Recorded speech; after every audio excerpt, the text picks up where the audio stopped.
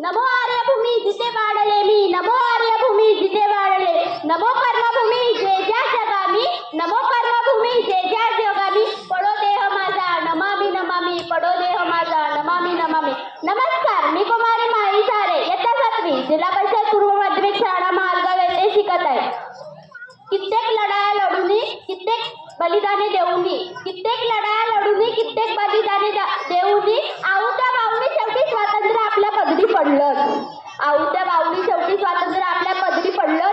स्वातंत्र्य या शब्दाचा अर्थ त्याला समजते, त्याने गुलामगिरी पाहिली असेल, त्याने पारतंत्र्य पाहिलं असेल, त्याने गुलामगिरी पाहिली असेल, त्याने पारतंत्र्य पाहिलं असेल.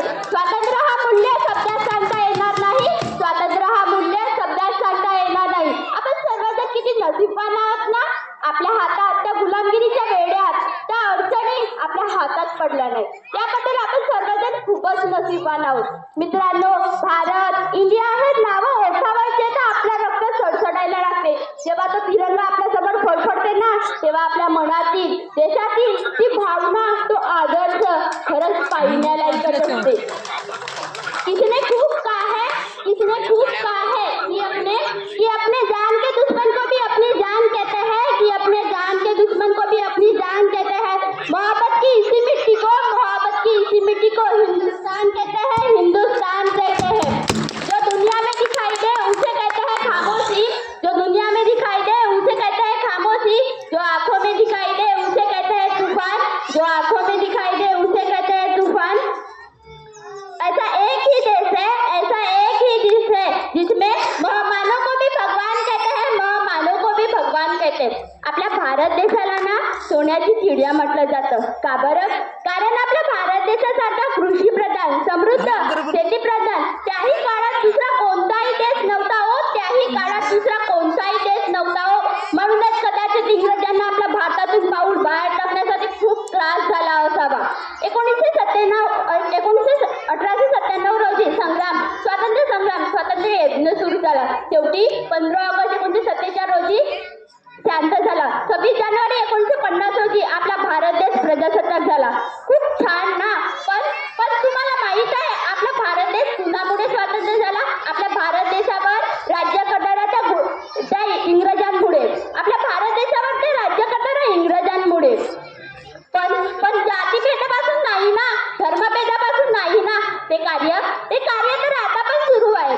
डॉक्टर बाबासाहेब आंबेडकर, महात्मा गांधी, डॉक्टर बाबासाहेब आंबेडकर, महात्मा गांधी, पंडित जवाहरलाल नेहरू, लाल बहादूर शास्त्री यांनी खूप प्रयत्न केले. समाज सुधारकांनी खूप प्रयत्न केले आपल्या स्वतंत्र भारताला स्वराज्यात बदलण्यासाठी.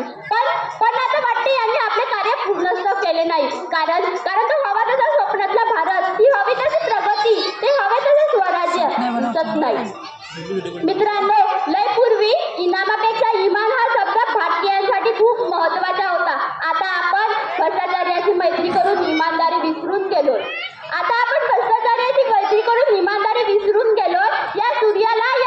भारताच्या सूर्याला गुन्हेगारीचा ग्रहच लागतो. लय पूर्वी पैसा, रुपया माहित होता. आता तर काळा पैसा माहित आहे. किती बदल झालं, खरंच किती बदल झालं.